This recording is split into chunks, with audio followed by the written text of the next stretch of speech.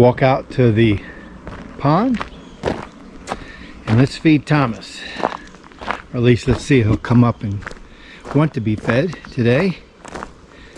Sometimes he does, sometimes he doesn't. Just depends on how hungry he is. I say he. I use that term loosely because I really don't know. Okay, we'll scan the pond here.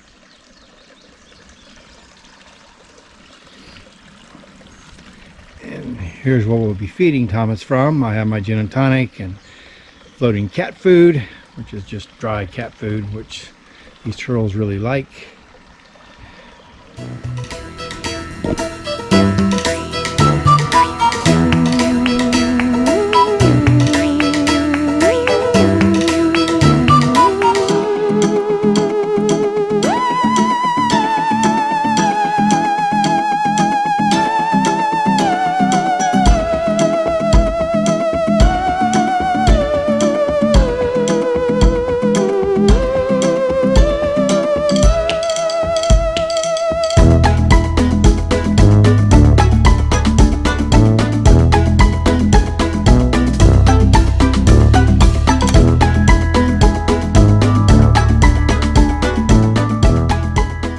Two, or at least two snapping turtles out here, two that I know of that we feed. And Thomas is the oldest one. Been feeding him for 12-15 years or so, and he showed up in this pond 12-15 years ago, about the size of a silver dollar. They can live up to 75 years or longer. In fact, here he comes. I can see him swimming right over there. Every time I come out here to sit, especially late in the evening, Thomas associates me with food, and here he comes. I'm going to throw some food out there to kind of let him know he's on the right trail. And you'll be able to see him shortly. Probably see him swimming. I'm the only human that he responds to. He tends to hide from everybody else, which is good. I mean, it's good for his health, right?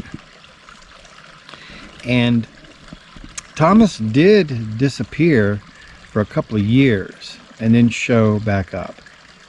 And I see him every year, just about beginning, late May, early part of June.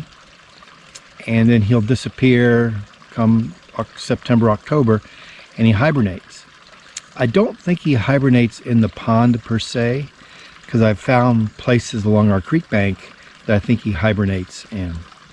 But Thomas has grown from the size of a silver dollar to, well, I've never measured him, but I think from front to back, just measuring his shell, he's probably a good 16, maybe 18 inches long.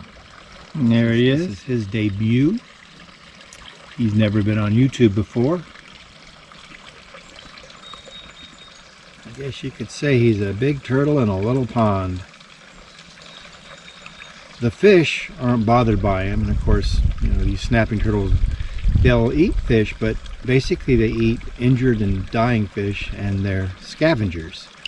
But they will eat crayfish and minnows and snails, and they'll eat vegetables too, or plant, I should say, plant material. Put it out here so you can see him better. There he is. Little crumbs will come out of his mouth, and the fish hover around his mouth and eat them. Eat the crumbs, I mean.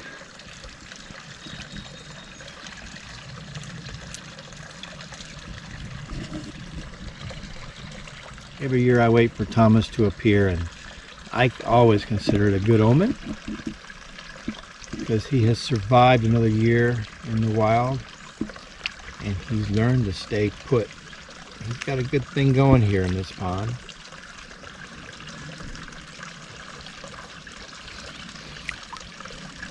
I've only have one friend that's actually seen me feed Thomas and have seen him. Nobody else has seen him because he tends to be very secretive. And you saw that when I came out on the deck here, He swam across the pond to me. I remember when he was just a little tiny turtle, like I said, about the size of a silver dollar. It was a matter of training him to get accustomed to this cat food and to recognize it as food, and also to recognize me as this two-legged terrestrial animal that is associated with food. We'll keep a lookout. Oh, I can see Thomasina. I'll turn the camera away from Thomas, and you won't be able to see Thomasina probably, but Thomasina is you see her head to the left of that floating log. See, she blinked. Let's throw some food over there. See how close we can get. She is much smaller than Thomas. I say she, I use that term loosely. Thomasina was also born here, or at least she showed up when she was really small. There she goes. She's gonna eat.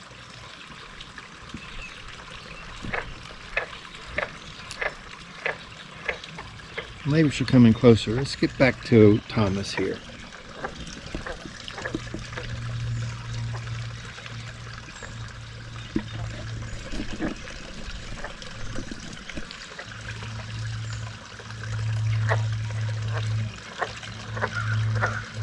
Oftentimes you can track these snapping turtles in the pond because they blow bubbles as they're traveling under the water. And I think the bubbles are mainly from two sources. One is that they do, see, here comes the bubbles. I think they have these flotation bladders. In fact, I know they do. But also, as they touch the bottom, they're going to release bubbles from decaying vegetation.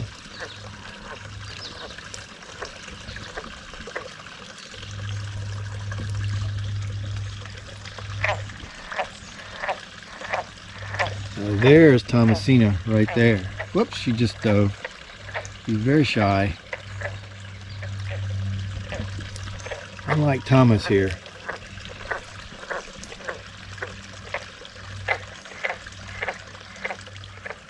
I just think this is fascinating. Snapping turtles. Who would have thought that you could actually condition or train a snapping turtle? This is the extent of his tricks. That is, coming up to me and eating.